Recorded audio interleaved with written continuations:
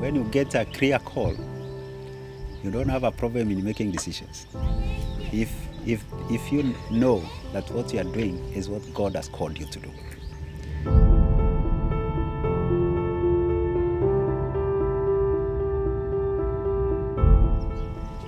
The Lord called me in the year 1999, in fact, 3 months after my salvation, and He gave me a heart for the people who are living in the desert.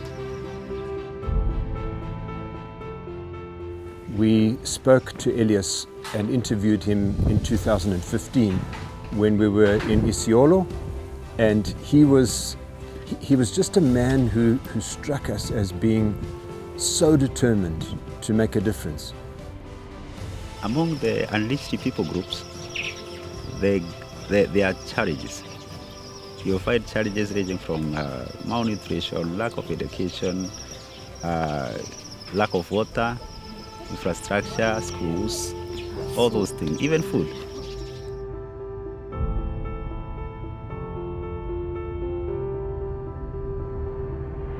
My dream, in fact, I'm excited because this is what God had called me for.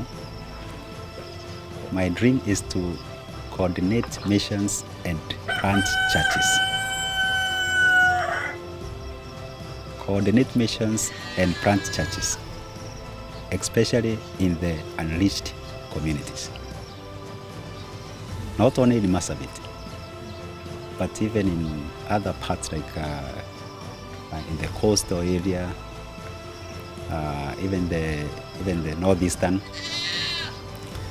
After we went through the training, through Life School curriculum, and then Gunnar Hosro exposed to us about the gospel of the kingdom and the gospel of salvation, I came to understand that much of what I have been hearing in the church and what we have been preaching was the gospel of salvation. Little did we know that if we would use the gospel of the kingdom to transform the lives of people and even influence change, we would do better and be relevant even in our area of missions. And that was a shift. I can say in my life it was a total shift. We have started a school here in the year 2016. We managed to graduate five of them. Yeah, and all of them are very active in the churches that they went. Elias in Logologo is one of the men who did one of the first, in fact he did the first, he was part of the first life school in Isiolo. His wife then did the second one, and they're living in a most hostile area. He was the guy who was able to get himself down to Isiolo, which was probably half a day's journey, if not longer, on his motorbike to go and collect the life school from Isiolo and then take it back. And so they would share the DVDs between himself and the guys in Isiolo. It was not easy even to get a vehicle to Isiolo. Sometimes you would spend 2 days on the road waiting for the vehicles. And you might even get the vehicle in the evening and travel by night. I remember at one time I was stopped. I was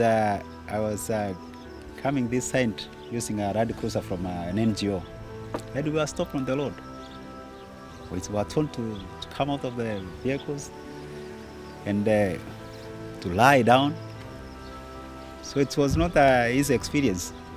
And the Morans who did that, they took our money, they took our phones, including my bag, which had my Bible and everything. And I saw them enter the bush. And in my mind, I found that it's like an indication that this is the right way to go with the gospel. So you sent your Bible in the front? When I saw my Bible go before me. So, but I had peace. There's nothing, we don't fear. Yeah, I had a lot of peace.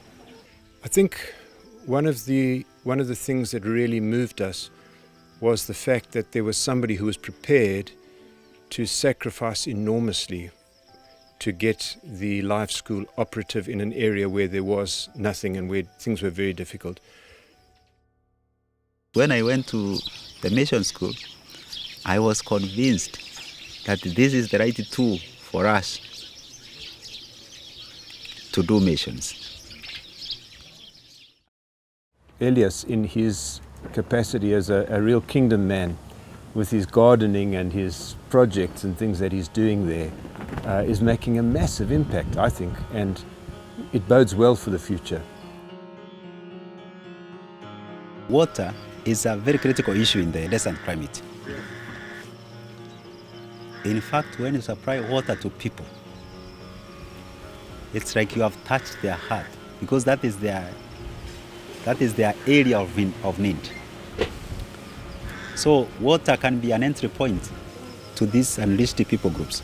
The need that we found was so shocking because people were so malnourished to an extent that we were losing people in the hospital, like ladies during delivery, they could not go through.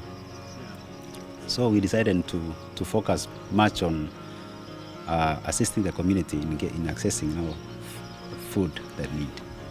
We have 20 acres of land. In this area that we have sunk the well, we have fenced 1 acre. This 1 acre is for demonstration purposes. We try crops that have never been planted in this climate again. We see if they'll work, it will work well, and if they produce, we can now roll out the same to other areas. We have planted maize, we have planted beans, we have planted kales, spinach, squash, watermelon. We have done cowpeas. We have planted moringa. We have planted tomato. We have planted so many crops, and all of them are doing very well. It was a bit hard to introduce vegetables to these people, but when they adapted it, when they started consuming, the whole village is transformed. And when I came here, we had faith that God has blessed this land. And we knew that with an opportunity God is giving us, we can be able to transform the lives of people and at least make even the environment better for them to see. And even now, they are coming, and when they see exactly what is happening here, even their readers, they are very much excited. Elias himself is now actually a physical demonstration of the outworking of the gospel of the kingdom in Logologo, where he is training, he's training people in farming, and the business principles and the whole understanding that you can actually and should be teaching a gospel which impacts life in every area. I think there's a lot of emotions in my heart, definitely, as I just listened to these testimonies yesterday and today of Elias, and of huge excitement, I would say, in my heart, bubbling up. I know the vastness of this area in the north. We're driving on a new road up to Moyale, but I also know how big the portion is to the west and to the east of this highway going up north.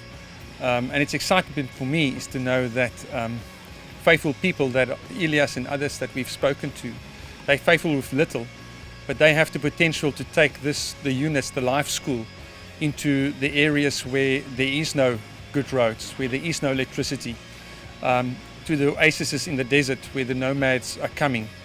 And I'm very excited about that. I think the word that came up for me is just multiplication, that these faithful people can multiply themselves into sons in the house that can take it much further and deeper into the deserts and into the areas that otherwise never will be reached.